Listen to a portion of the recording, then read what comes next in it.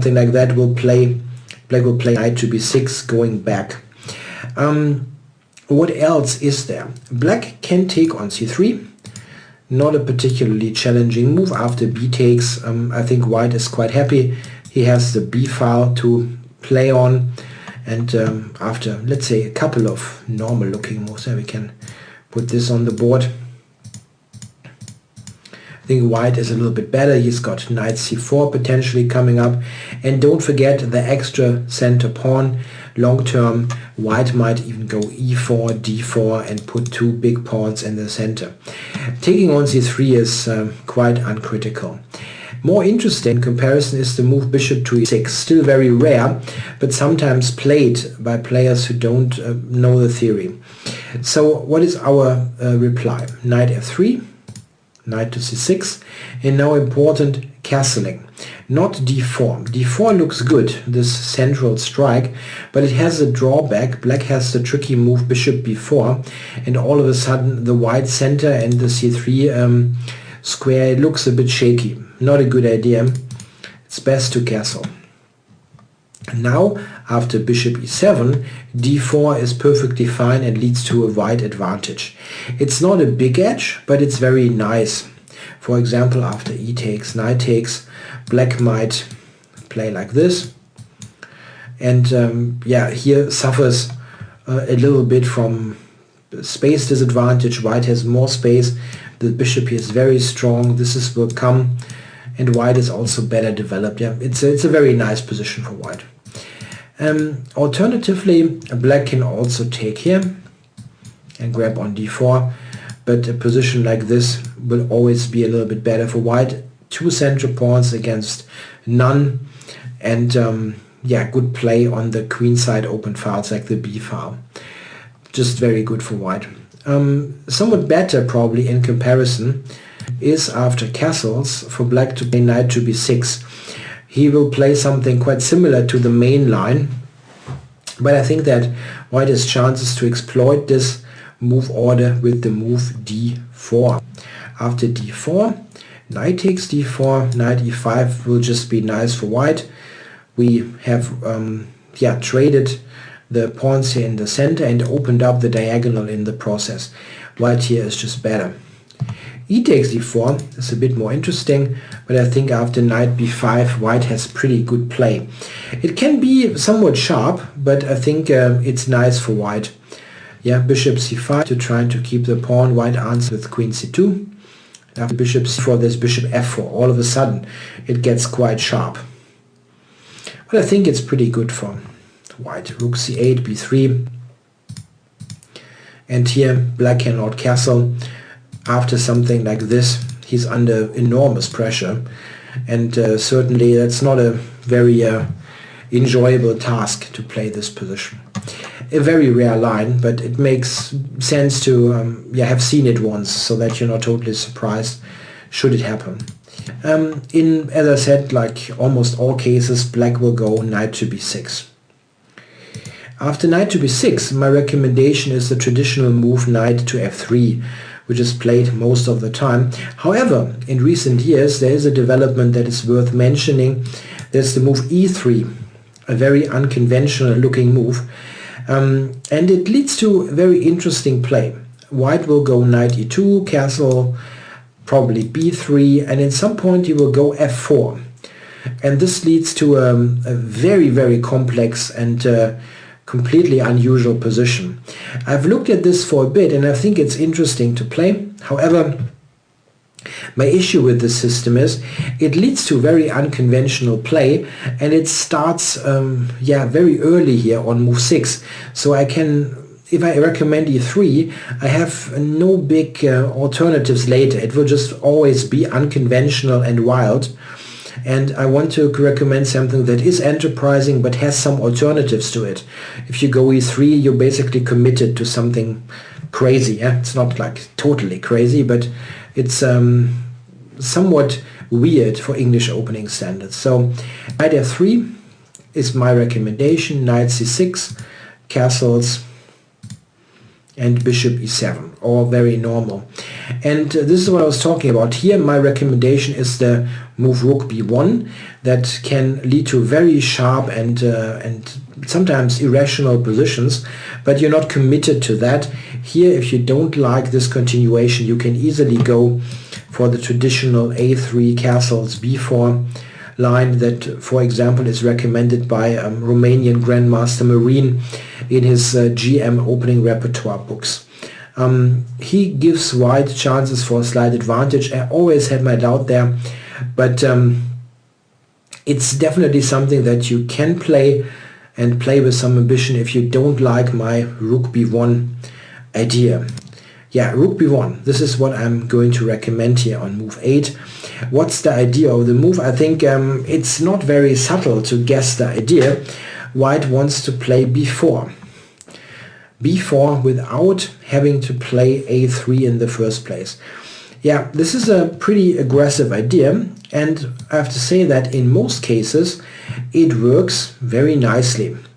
We have to check a ton of moves after rook b1, so don't be confused. Yeah, it will be quite a variety.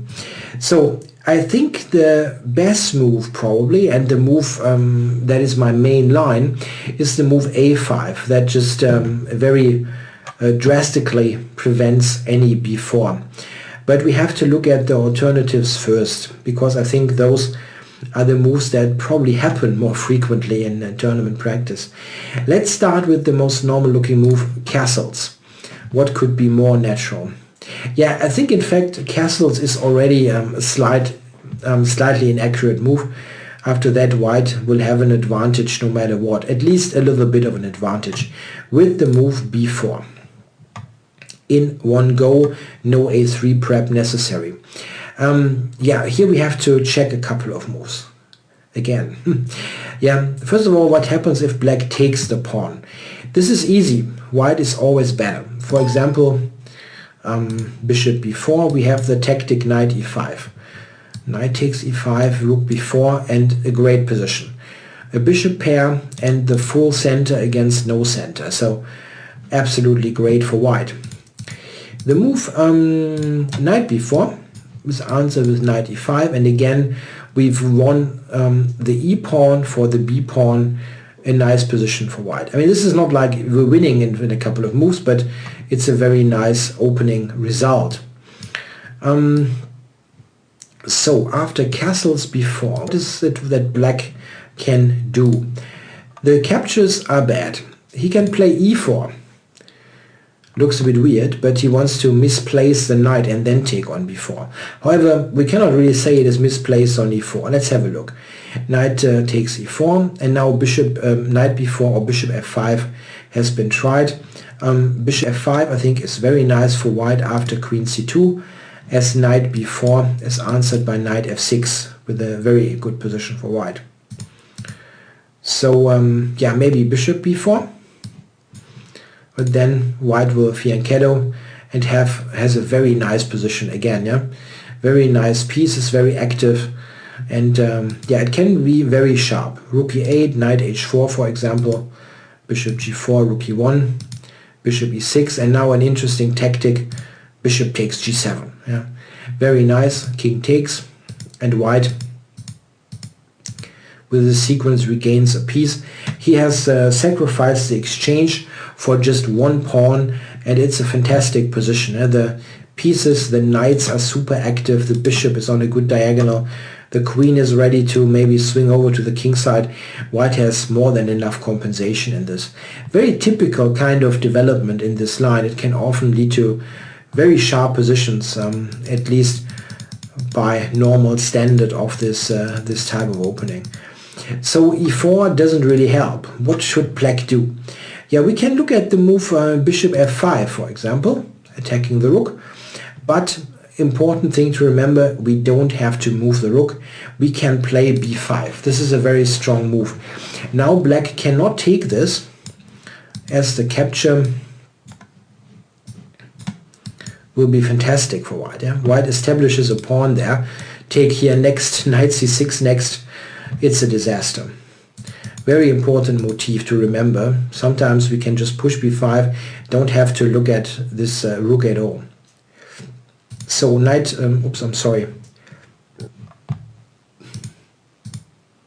knight d4 is better than taking on b1, but after simple move like d3 we have a nice position. Yeah? Something like this is a great pressure on the queen side, with black having no play on his own. I mean, there is no counterplay on the king side, for example. Just very nice for white. Bishop f5 doesn't really do anything. Yeah, what else? f6. What about f6? We push b5 and a4, quickly gaining ground on the queen side. If black now avoids the move a5, something like king h8, then after a5 we have a very nice position again, yeah, with huge space advantage on the queen side. It's better after a4 for black to stop it with a5, and now I've analyzed a little bit deeper. e3 takes, and yeah, now bishop f5 or rook b8. By the way, don't really think that you have to recall all that move by move. This is very difficult to do, but it's useful to have seen those sequences and those ideas once, so it will be a much better chance for you to find this over the board if you get the exact same position or a similar position. It's also about learning the ideas and motifs of the opening. Sometimes you don't really need to know it to a degree that you can like reproduce it move by move. It's not really necessary. Yeah, bishop f5 is the most natural looking move, but I guess a mistake, as white after bishop b7 has a fantastic compensation for the exchange. If we look at this, this is a great position. White has a pawn for the exchange. He has the bishop pair, a great bishop on e4, weak, and yeah, it just doesn't, it's not any fun. White is better here in this position. So bishop f5 isn't really playable, so he has to go probably, oh, that was absolutely wrong click. He has to go in this position with the move rook b8 probably, to cover b7, and then again we check and we go d4, breaking open the center immediately. Takes, rook d1, very strong play for white in the center. d3, and now knight d5 is better for white. He's just much quicker developed. It almost looks a little bit like a gambit opening, with white having tons of extra tempi in this kind of situation. A very difficult to defend position for black. So let's go back. After b4, what is black supposed to do? The best move is actually a6. Yeah, just putting a stop to that b5. Interesting to note that the normal looking move a4 is not that great here, as after bishop f5 takes, knight d4, black is kind of okay. Surprisingly, I tried to make that work, but black seems to be okay here. Not a big deal, however. We have a good alternative after a6. If we jump back, we just play the move a3. As I had mentioned before, the idea a3 and b4 is very common in this opening and often is played instead of rook b1. So we get to the same kind of setup anyway. Isn't rook b1 then kind of useless? No, it's kind of useful. It's out of this long diagonal, and the b-file can be an interesting place for the rook, especially if you imagine a piece, a knight coming to c5, then there is a X-ray pressure on the b7 pawn. a6, however, is a long-term problem for black. It weakens the queen side in many ways, especially knight coming to c5. It's even more annoying when a6 is played. This position is believed to be better for white, and I think correctly so. It's not like yeah, terrible for black, but white is more comfortable. Bishop e6, d3 for example, and now we can check f5 or f6. If we look quickly at f5, like bishop b2, bishop f6, knight d2. Idea can be knight here, knight to c5, knight d5, takes, and now the move e4. After takes, knight takes, white has a comfortable position, very good knight on e4, and still idea is knight c5, and play basically all over the board. You can even sometimes do something on the king side. The move f6 looks a little bit more restrained. After that, white plays knight e4, bishop b2, and puts the knight to c5. White is a lot more comfortable here. For example, after this and queen c2, white even got in d4. It had a great position in Agrest against all under Sweden 2014. I think after a6 it's a pretty substantial concession. So what does that mean? It means after rook b1, if you jump all the way back, the move castles is not great, which is, I think, fantastic. The most normal move ever isn't so great for black, so very nice line. What else can black do after rook b1? People have tried the move f6. This makes some sense. It covers e5 so that b4 can actually be answered by capturing the pawn. Not necessary, however, we can play the move d4 here. I think this is nice for white. Black will take it. And knight to b5. We will get this back. Note that this is especially attractive for white because the move f6 does not help black in a situation where the center opens up. It's just an enormous weakening here of the f6 square. Of the e6 square. A knight coming to d4 is just very annoying there. Black has also a hard time to castle, at least sometimes. So I think this is better for white. Let's have a look. Bishop f5. It's important to remember the next move. White does not play rook a1 now, of course, but bishop to f4. He goes for a counter-attack against this pawn. With a fork. Castles is best, and rook c1. So the rook has a good place after all. Now the best move is the move d3. Black opens up the position immediately, and we get to this position here. That's critical. Black plays queen to d3, and now knight f to d4, opening up the bishop's diagonal. Quite funny complications. This is something where white will always be a little bit better. I can play a couple of more moves like this. The bishops here are just very, very strong. It's not an advantage that should win you the game in 5 moves, but it is pretty nice to play. So f6 does not really help to solve black's problems. What is he supposed to do? It's quite funny. I had to check all those moves and see that they don't really do the job.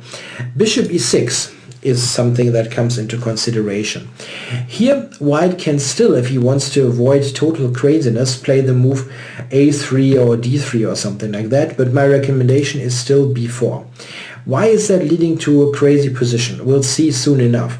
If black now plays something conservative like a6, again we go a3 and have the better position. f6 is answered with b5 again. So the critical move is the move e4. Knight takes, and then bishop takes a2. This is the idea of bishop e6, directly attacking the a2 pawn. It's all about concrete moves. Here white has a choice, rook b2 or rook a1. The move rook a1 has been played before, and it's definitely an okay choice. However, I like the move rook b2. I'm going to show you a couple of lines there. The bishop is attacked, and the first interesting point is that the normal looking move knight takes b4 is actually quite dubious. After that, white gets a fantastic play. We'll see what happens.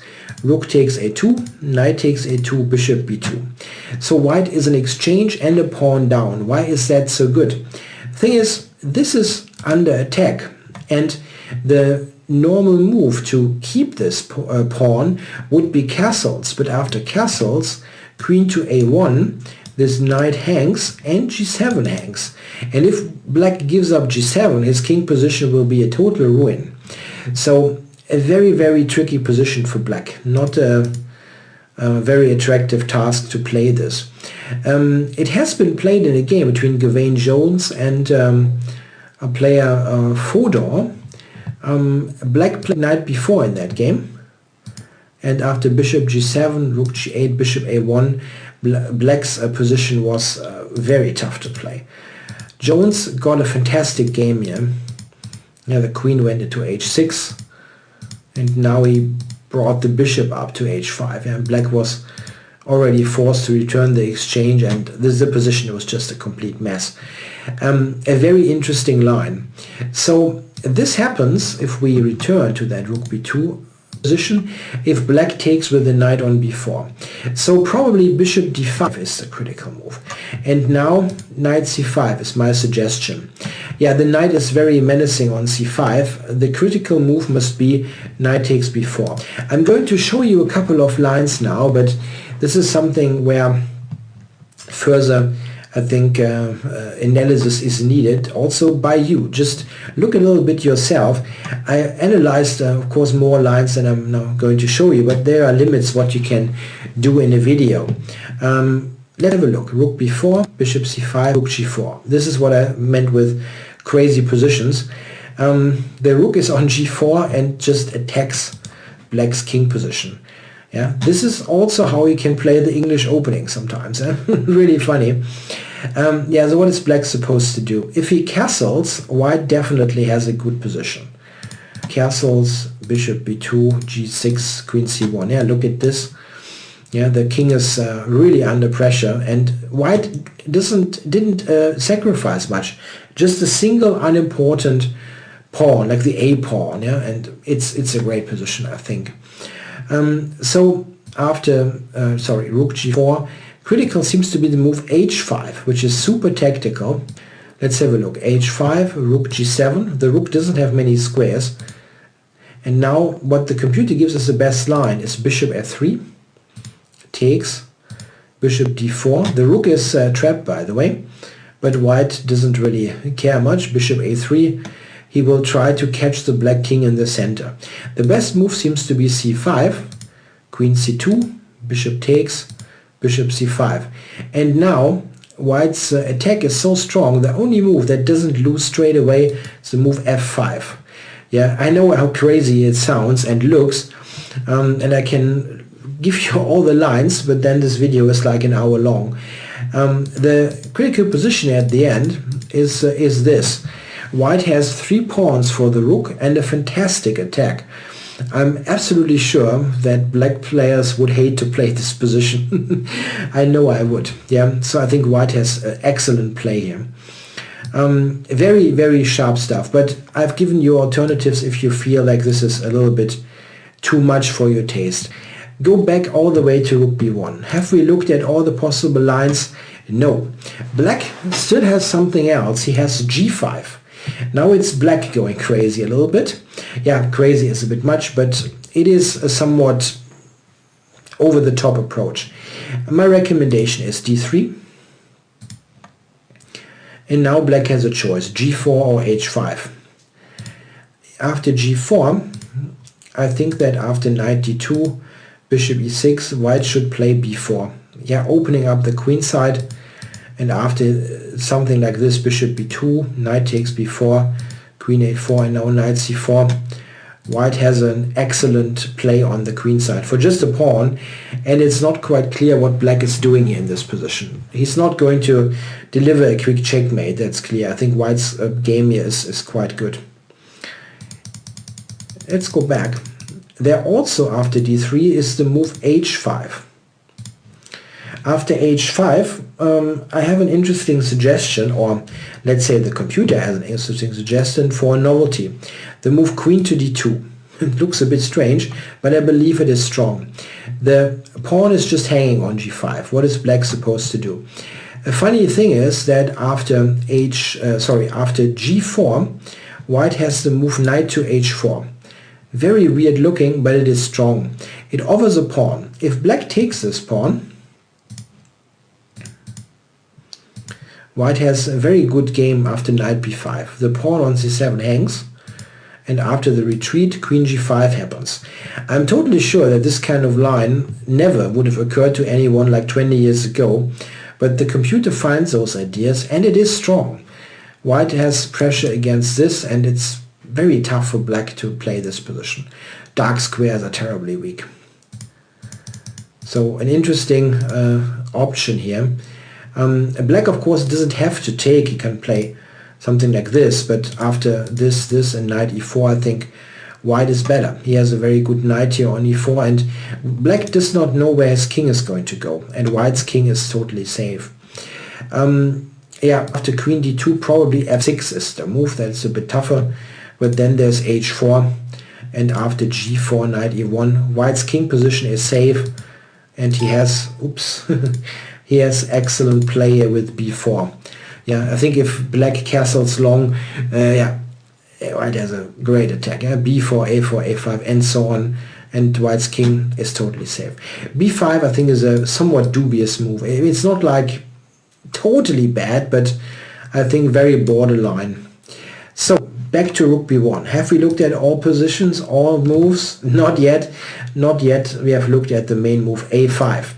a5 is not the most natural move ever, we have to say. If we imagine the black player trying to figure this out without knowing it, a5 wouldn't occur to many people, I think. Of course, they might see that b4 is an idea, but still, castling is more natural. So after a5, what are we going to do? We're going to play normal moves. d3. Black will, I guess, castle. Bishop e6 first is also possible, but castles and bishop e6 is kind of interchangeable. Bishop e3, bishop e6. This is the position that arises after a5. So we're going to play rook c1. And what is this now? White could have played all this, like d3, bishop e3, rook c1, without this rook b1, a5 intermezzo. Black basically has been gifted a move with a5. But this is not a super great move to have. White is quite happy that he has, for example, b5 as an accessible square. I think here black is quite okay, but I still would prefer white a little bit.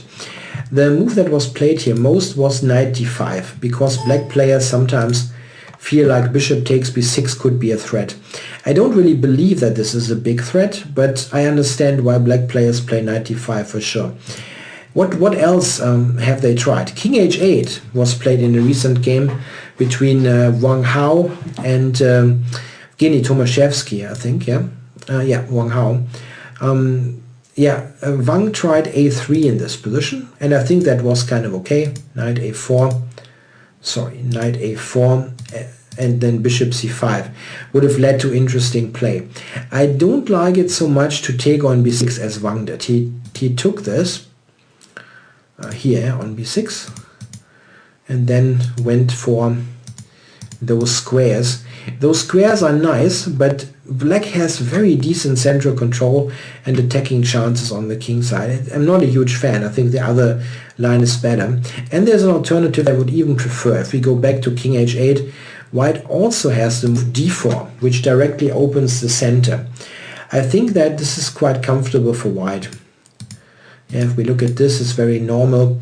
Here, after c6, queen d3, I believe white is a little bit better. Not much, but it's a little bit. The white pieces are more active, and this knight is not protected anymore. This a5 move is really a bit worrisome here. It would be much better if the pawn would be on a7. Of course, black is not totally mad about this position, but I think white is a bit more comfortable. So rook c1 back, knight 5 is what was played mostly.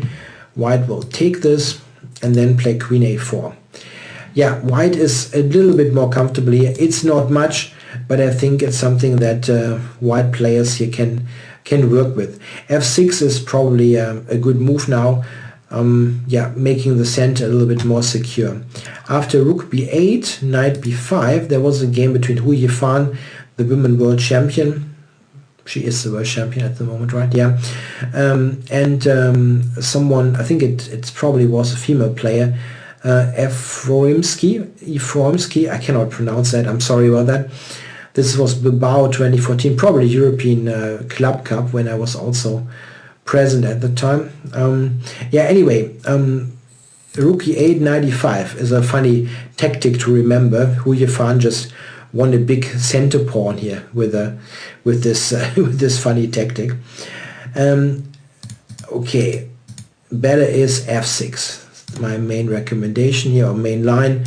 a3, to make this queen a bit more flexible. Queen d7 and maybe now rook c3. Yeah, this kind of position I believe white can be quite satisfied with. Of course, he will not win like quickly, but white's opening, black's opening is a high quality opening, and we cannot expect to have a fantastic advantage there. However, I think that most English opening players would be quite okay with this. There's play on the c file and on the queen side.